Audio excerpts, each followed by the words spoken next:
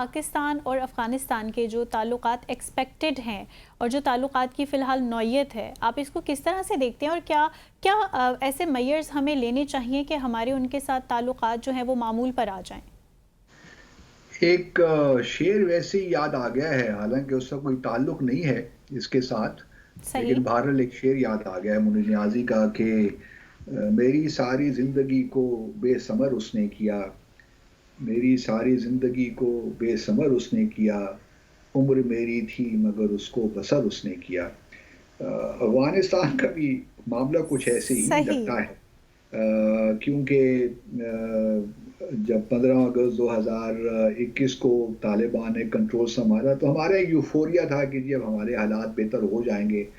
लेकिन क्या कहिए कि हमने अच्छा, भले मामलात हमारे हक में जा रहे थे लेकिन हमने एक कुछ गलत स्टेप्स लिए जिसकी वजह से जो ताल्लुकात हमारे होने चाहिए थे वो नहीं हो पाए।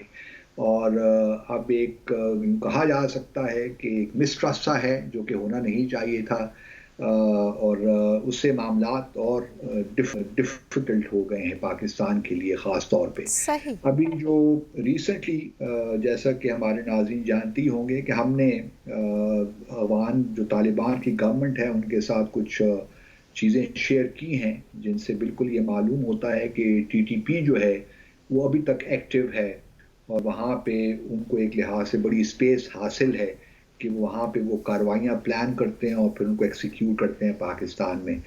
तो ये यहाँ तक तो पाकिस्तान का बिल्कुल एक हमारी बजा डिमांड है कि जो तालिबान की हुकूमत है काबुल में वो इट शुड मेक श्योर कि पाकिस्तान के ख़िलाफ़ कोई भी एक्टिविटी जो है टेरर एक्टिविटी वहाँ उसको प्लान करने की, या वहाँ पे जो भी टीटीपी के लोग वहाँ मौजूद हैं उनको ये आज़ादी नहीं होनी चाहिए कि वो, या उनको वो स्पेस नहीं मिलनी चाहिए जिससे ये पाकिस्तान में वो दहशतगर्दी की कार्रवाइयाँ कर सकें। ये तो बिल्कुल। बिल्कुल पाकिस्तान की डिमांड है और इसमें कतन कोई फ्लेक्सिबिलिटी नहीं है।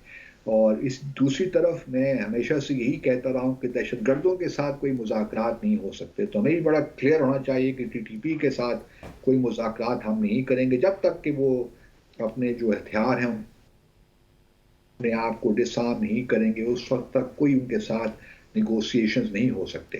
ये बात तो बड़ी क्लियर है। अब मामला कुछ ये है कि तालिबान, अफगानिस्तान के जो तालिबान उनके साथ हम किस तरह इंगेज करें। ये बिल्कुल, मैं पहले भी जोर देकर ये बात कहता रहा हूँ कि बाज़ चीज़ें सफारतकारी में ऐसी होती हैं जो आप पसे पर्दा करते हैं, कुछ चीज़ें ऐसी होती हैं जिनको आप सामने लेकर लाते हैं। अब ये इसमें एक तवाज़ुन बरकरार रखना बड़ा ज़रूरी है। हमने वो तवाज़ुन कहीं खो दिया है।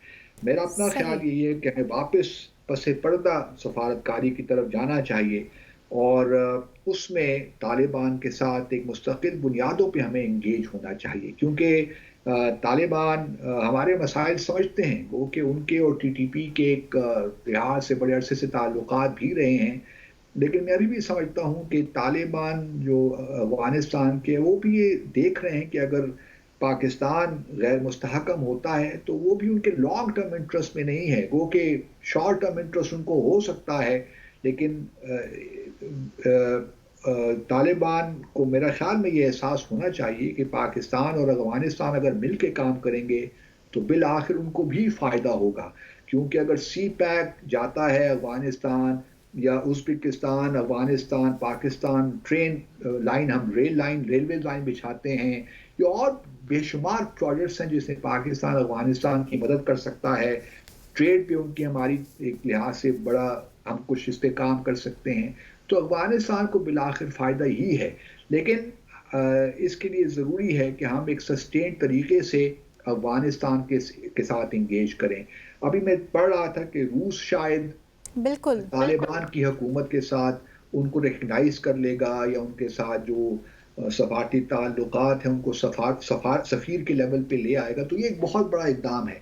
मेरे ख़्याल में पाकिस्तान को भी ये सोचना चाहिए, रादर देन कि हम ये कहते फिरें कि जी हम वेस्टर्न को देख रहे हैं।